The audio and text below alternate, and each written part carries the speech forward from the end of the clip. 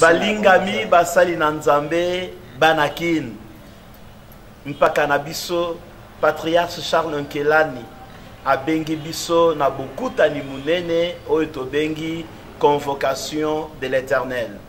Tokozala na salle ya food market ezali na croisement ya avenue des Huileries na Itaga. Boyei malamu po ete ya nzambe azali na emoniseli pona biso. Matondi mingi na bino babozuli bakumala makolanga biso. Biso tondai kaka topesa bino invitation oyo.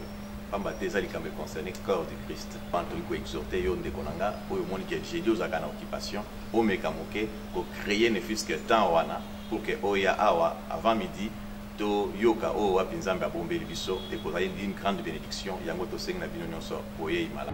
Tozo senga na basai na nzambe nyonso oyo salaka na gouvernement, o salaka na parlement, o salaka na cours et tribunaux, oza mosali na nzambe.